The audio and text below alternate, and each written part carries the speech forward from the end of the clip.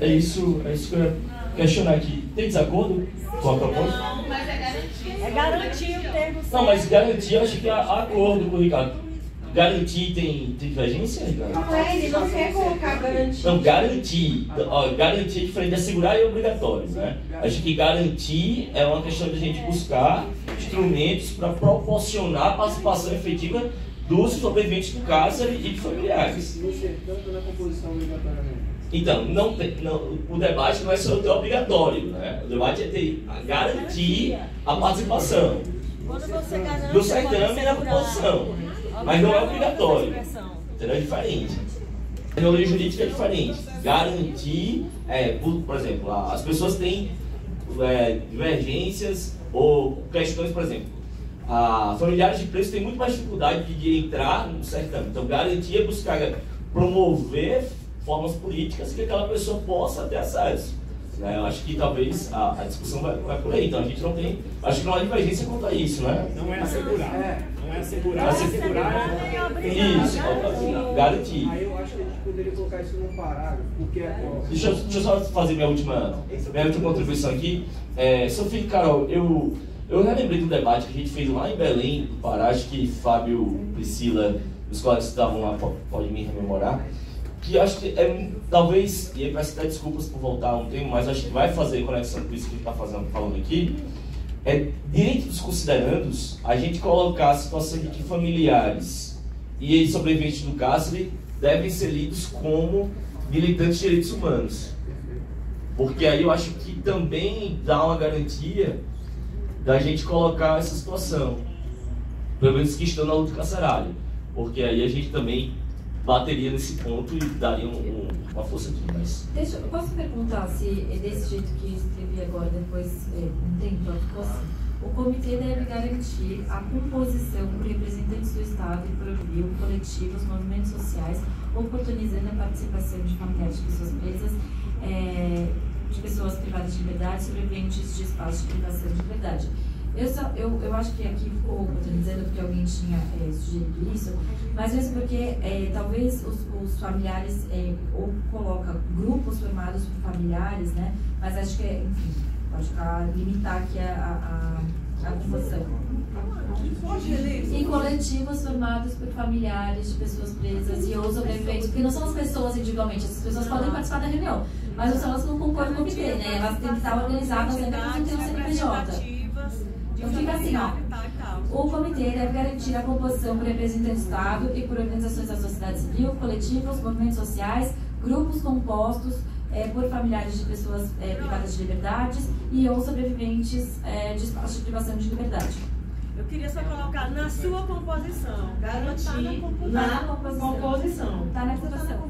Deve garantir a composição por representantes. A composição, na composição. A terminologia é na composição. Não, mas não é isso que está escrito embaixo. O que está escrito embaixo, o que está escrito embaixo é que essas organizações devem estar comprometidas com isso. É diferente, entendeu? Como comprovada a atuação nessas populações, entendeu? E a gente acrescentou os familiares de pessoas presas e os sobreviventes. Nessas pessoas, então elas devem estar, né, devem ter conhecimento, devem, enfim, trabalhar com isso. Então a gente muda e pode superar esse artigo 6º e passar para o próximo. Pode ler de novo? Fechou? Ficaria assim, ó. O comitê estadual deve garantir em sua composição, depois eu vou ficar estranha na redação, a gente vai ter que, eu vou ler aqui como está, depois na sua composição não. Eu sugiro um parágrafo. Na composição. Deve garantir.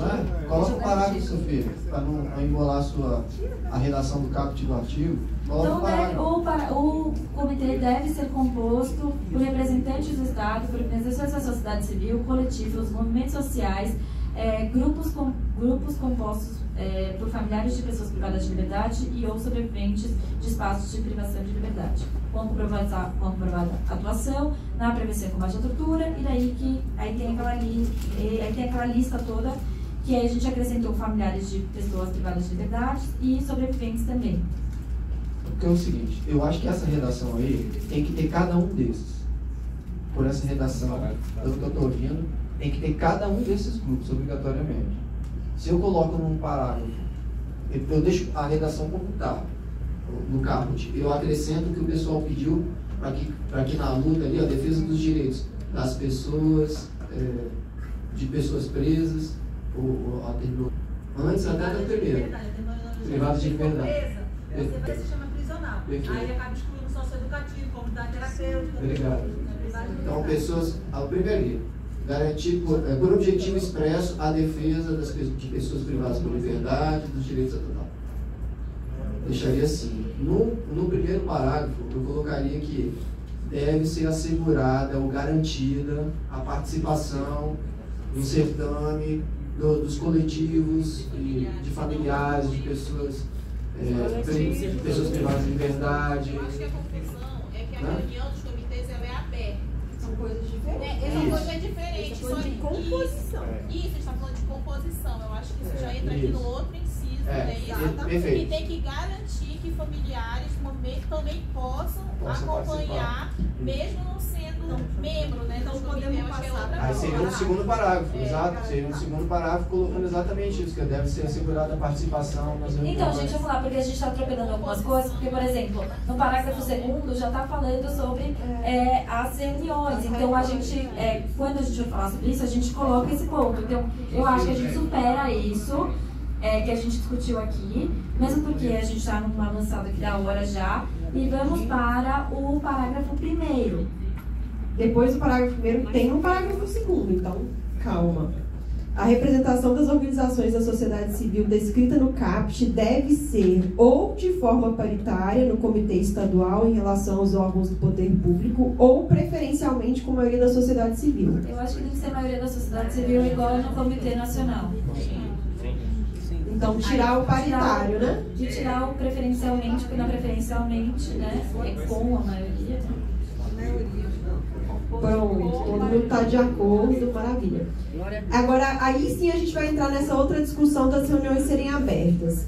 As reuniões do comitê devem ser públicas e abertas, respeitados os limites da Lei 12.527 quanto à divulgação de informações, sendo permitida a participação de pessoas interessadas, e aí que eu acho que faria o...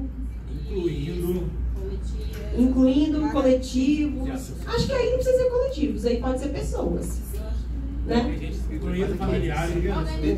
Supera esse, depois eu falo. Supera esse, depois eu falo. Só uma adequação do texto, questão de redação. Se lá em cima menciona os comitês estaduais, municipais, etc., etc., ao citar nesse caput aí do artigo, os comitês, porque senão você ou reproduz tudo ou deixa só para adequar o resto do texto. Só você tem que repetir cada um. Eu vou criar um adicional. É porque essa recomendação ela é para diretrizes dos sistemas estaduais.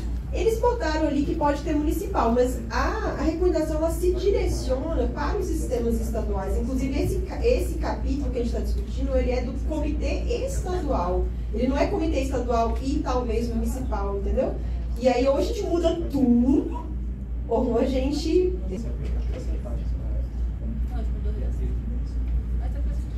Acho que tem que deixar, porque essa eventual criação de um comitê municipal vai ter uma legislação específica. Já teve um artigo sobre isso lá antes, né, sobre a criação municipal, eu acho que já abrangeu hoje. Mas eu tenho um pouco sobre a questão da reunião aberta e participação, que eu vou colocar nesse parágrafo, mas eu acho que é melhor abrir um outro, porque é um ponto muito óbvio, mas que é simplesmente dizer que nas reuniões do comitê será utilizada a palavra nos pontos de discussão ao mecanismo de prevenção e combate à tortura, porque não tem uma participação, né, do mecanismo necessariamente colocado. Eu acho que aí entra no que a Monique falou. A Monique falou da necessidade de que os mecanismos participem, não na composição, mas participem das reuniões. Então, eu acho que poderia ser um parágrafo dizendo justamente isso, Fábio. Mas isso pode ser talvez na parte dos deveres, sei lá, do mecanismo? Não é dever do mecanismo. Eu acho que tem que estar aqui nas reuniões do comitê, eu acho. Mas é um parágrafo.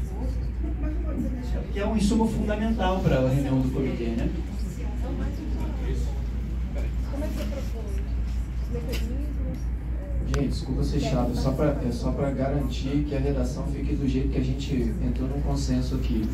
Que no caput, no artigo 6º, ele fique como está, acrescentando o primeiro lá, a defesa dos direitos de pessoas privadas de liberdade, etc. Então, do jeito que está, com esse acréscimo. Depois, no primeiro parágrafo, seria que no certame deve ser assegurada a participação dos coletivos de pessoas privadas de liberdade, movimentos sociais, etc. etc. Você está inserindo um novo parágrafo. Um novo parágrafo. Seria o parágrafo primeiro. Fica mais limpo. Fica mais limpo, mais claro. Tá, entendi. Entendeu? E acrescer um parágrafo. Não, a reunião depois é um outro. É na composição. É composição. No certame e na composição. O certame é processo seletivo, perdão. Processo seletivo, que eu acho que é mais. Porque tem a ver com a composição, a participação na reunião. Então, no caput fica do jeito como está, acrescentando direito das pessoas privadas de liberdade. Artigo, que seria um artigo novo, que é assegurada a participação no processo seletivo dos coletivos de pessoas privadas de liberdade, movimentos sociais, etc. E aí a gente passa para os artigos que já existem, né?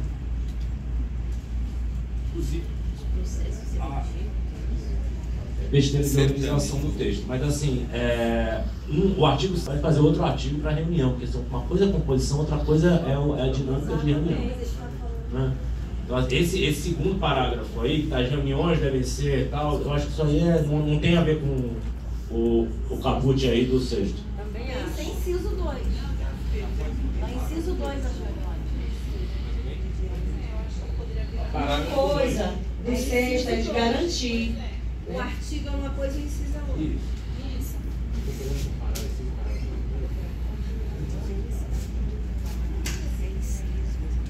Eu acho que valeria reler, né, já que está com essa confusão, né? Vamos ver. Novamente, ele está no artigo 6º. Vamos lá. Mas é porque não está sendo mudado ali? Não. Lá no telão. Não, é isso. Tá mudando no telão.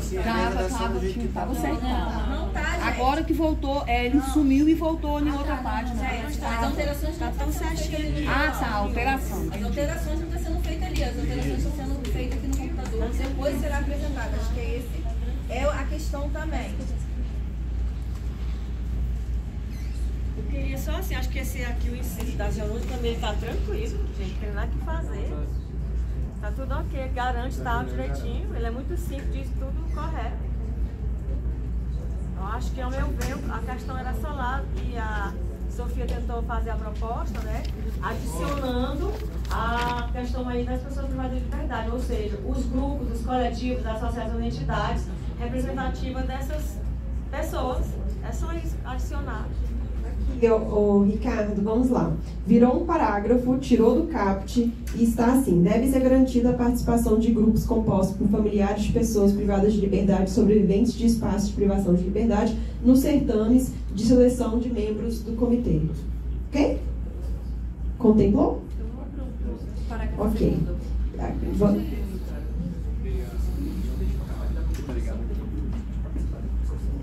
Peraí, gente, desculpa, eu tenho que pedir a palavra aqui. Deu, sim. Agora, se uma volta, tem esse parênteses. Não entendi essa proposta, né? E aí, assim, por exemplo, se você é membro do comitê, se você vai concorrer para o mecanismo, você tem que se afastar do processo. Deve ser garantida a participação de grupos familiares. Não, gente, estou falando comitê, não é do mecanismo, não. Nós estamos falando só de assegurar a participação desses grupos representativos. É só não, relê, eu acho que talvez seja melhor reler. Vamos lá, gente. Era só isso, gente. Relê. Artigo 6º. O Comitê Estadual de Prevenção e Combate à Tortura deve ser composto por representantes do Estado, por organizações da sociedade civil, coletivos e movimentos sociais, que era como já está, tá?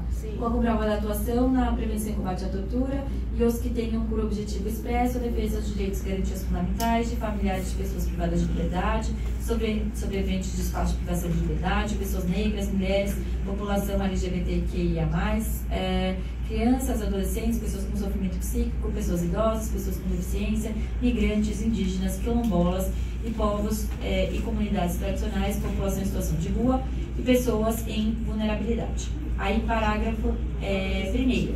Deve ser garantida a participação de grupos compostos por familiares de pessoas privadas de liberdade e sobreviventes de espaços de privação de liberdade nos certames da seleção dos membros do Comitê Estadual de Prevenção e Combate à Tortura.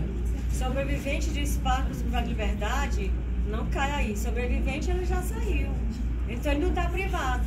Estou entendendo assim, não?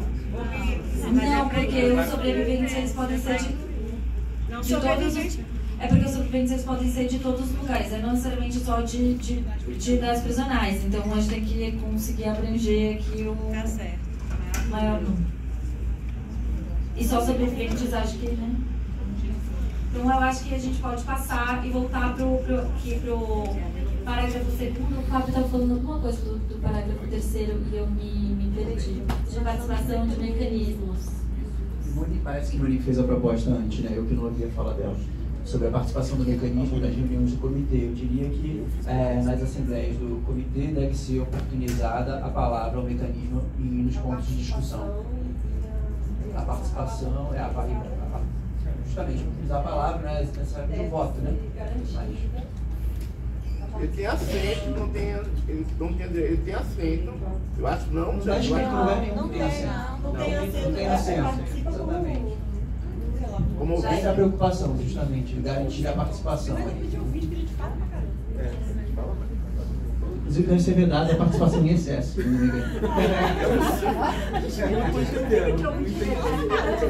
não entendi. Vou defender a prerrogativa do mecanismo. Nunca, jamais. Assim, eu entendo, né, que o comitê é um órgão e o mecanismo é um outro. Eles foram criados juntos, né? Se o mecanismo subsidia o comitê para as recomendações, é claro que ele tem que participar da reunião, gente. É óbvio. Então, assim, não entendo, sabe? Não entendo. E aí, assim, não, então, mas aí, assim, vou fazer uma fala aqui. Por exemplo, quando eu fui em Pernambuco, lá em 2015, fazer a capacitação, eu fiquei chocada porque o mecanismo de Pernambuco não participava das reuniões do comitê. Não participava. Eu voltei para o Rio de Janeiro abaladíssima. Porque o mecanismo do Rio de Janeiro tem 12 anos e há 12 anos quem é do mecanismo vai para a reunião do comitê, é compromisso. Toda sexta-feira a gente tem um calendário anual. Então, assim, é óbvio, gente. Não existe o trabalho do comitê, ele não pode ser feito sem o mecanismo. Mas é isso. Entendeu? Então, assim, colocar ali uma coisa que está... E aí a gente está desenhando. Todo mundo concorda, Patrícia? Estamos todos abalados aqui, Patrícia. Mas assim, eu acho que então é óbvio, né, que tem que participar, oportunizar a palavra, mas eu também acho importante dizer outro óbvio, que é o comitê precisa ouvir o relato do mecanismo sobre os relatórios de inspeção também. No Rio é sempre uma disputa, né? Se começa a reunião com os relatórios de inspeção, se termina, porque acontece muito ser reunião do comitê e nem ouvir os relatórios de inspeção, né? Eu acho que isso é um ponto fundamental. Até para que se tornem públicos, garantir que se tornem públicos. Então, deve ser garantida. Aí eu colocaria garantida. Deve ser garantida a participação do mecanismo estadual e a escuta dos relatórios de inspeção de inspeções. E a escuta dos relatórios.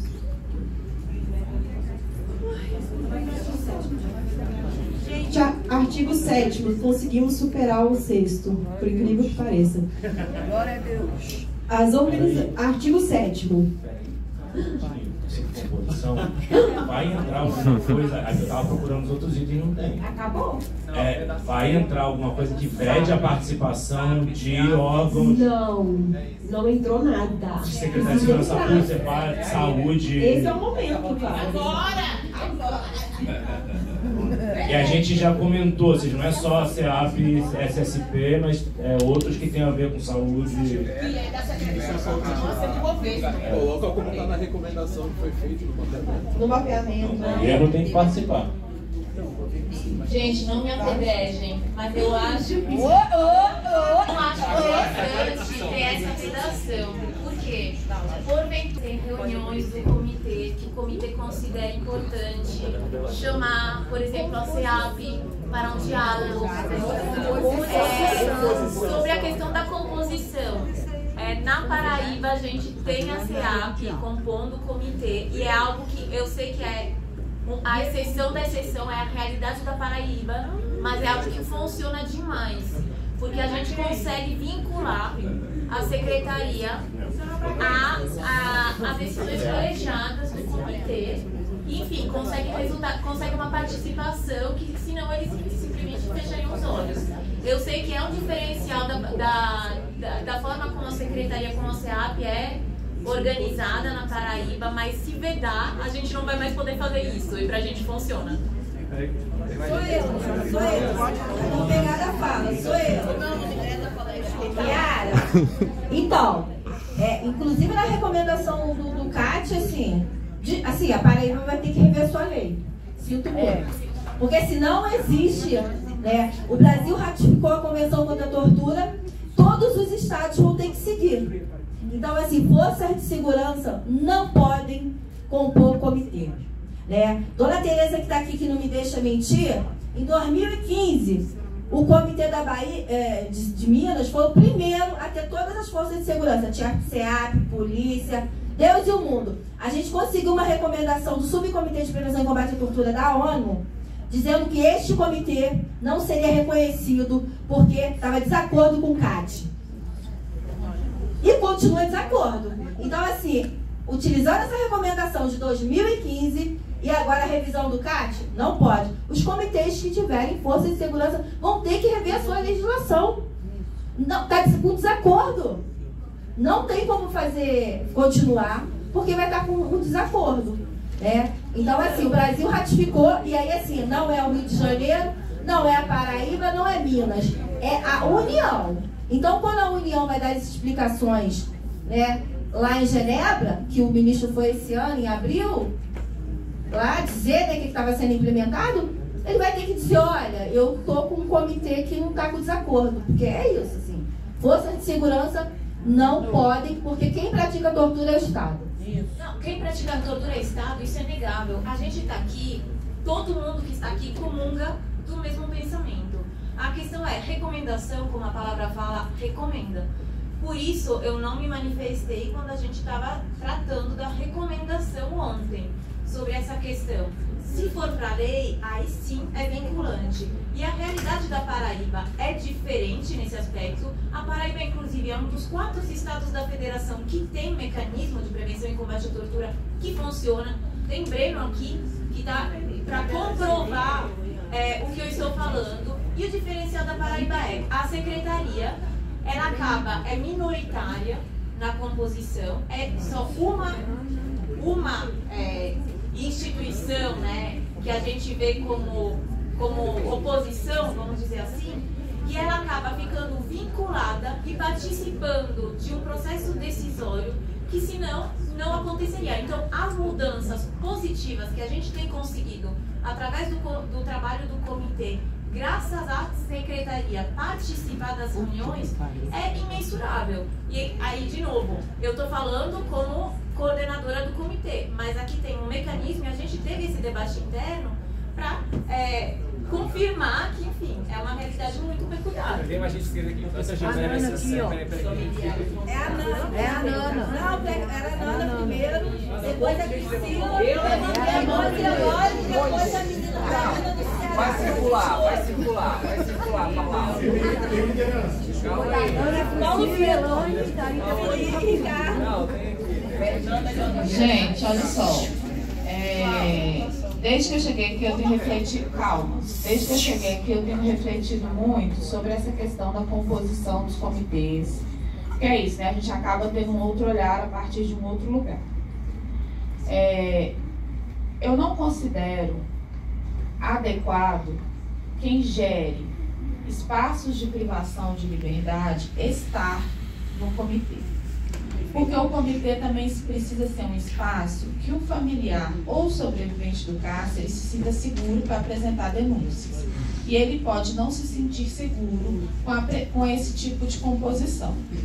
Isso não significa excluir quem administra os espaços de privação de liberdade do sistema de combate à tortura. Então, eu tenho defendido e negociado com alguns estados que esses órgãos, eles vão estar no sistema estadual, que é um espaço institucional, onde está comitê, mecanismo, e como é no nacional, comitê, mecanismo, Senapem, CNPCP. E pode ser ampliado, inclusive hoje o socioeducativo está pedindo sua presença nesse espaço, um motivo para a gente resolver o problema da portaria. Nesse espaço, por causa do sistema socioeducativo, que a gente às vezes esquece dele, né? Para a gente lembrar dele de vez em quando. Então, eu acho que ali é o espaço adequado, não é excluí-los do processo, garantir que o comitê também seja um espaço seguro para denúncia. Então, ainda tem uma experiência específica, que hoje ela tem uma pessoa que representa essa secretaria, que funciona bem dentro do comitê, isso não é a regra nacional, né? E também isso pode se modificar. Então, o espaço em que a presença dessa secretaria, independente do viés ideológico que ela adote em relação à prevenção e combate à tortura, que garante o funcionamento completo do sistema, é no sistema estadual. A questão é que a maioria das leis não tratou adequadamente dos sistemas estaduais. Isso é uma coisa que a gente precisa atuar para se modificar, né? Como foi tratado no sistema nacional, porque é isso, né? Houve uma inação, uma omissão do governo federal de estar acompanhando próximos estados em relação a essas construções. Isso ficou historicamente a cargo do Comitê Nacional, da sociedade civil organizada e do mecanismo, né? O governo federal se omitiu. E não é de hoje, veio de sempre, né? Desde a criação da lei. Criou a lei, cumprimos nossa parte com a ONU, vou fazer outra coisa. E a sociedade civil se vire por aí, e cada um foi fazendo da melhor forma que achava, do jeito que dava conta. E tá tudo bem, né? Só que agora a gente tem um momento que a gente tem a chance de construir uma estrutura normativa que nos garanta mais segurança em períodos de revés, como aconteceu, né?